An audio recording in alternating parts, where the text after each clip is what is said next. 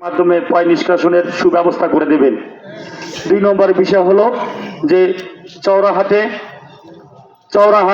7 নম্বর ওয়ার্ডে গুলেলবুদে উচ্চ বিদ্যালয় আছে, ময়নাকুটি উচ্চ বিদ্যালয় আছে, পাশে তবধান একটা উচ্চ বিদ্যালয় আছে, কিন্তু একটা কলেজ নাই।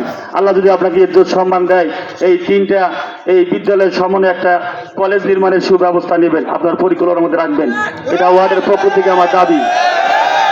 আরেকটি বিষয় আমি অনুরোধ করবো, 7 নম্বর ওয়ার্ডের পক্ষ থেকে এই জমছড়া বাজার থেকে 9 নম্বর ওয়ার্ড তথা সিগারেট কোম্পানি পর্যন্ত রাস্তাটা বেহাল দশা। আমাদের এখানকার প্রত্যন্ত অঞ্চলের মানুষগুলো যায়, অত্যন্ত কষ্টদায়ক হয়।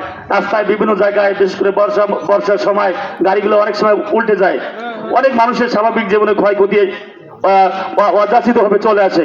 আমি অনুরোধ করবো, আল্লাহ যদি আপনাকে ইজ্জত সম্মান দেয়, তাহলে আপনি এই কাজটা আমার সর্বপ্রথম একটু সুদৃষ্টি দেবেন, যাতে এই দুর্ভোগটা মানে নিবারণ হয়, মানুষজন স্বাভাবিকভাবে রাস্তায় চলাচল করতে পারে।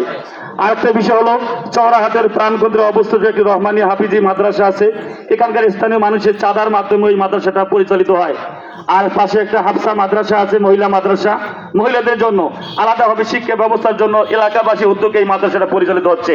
আল্লাহ যদি আপনাকে একটু সম্মান দেয়, এই 2টা হাফিজি মাদ্রাসা এবং মহিলা হাফসা মাদ্রাসার প্রতি আপনার সুদৃষ্টি যেন থাকে।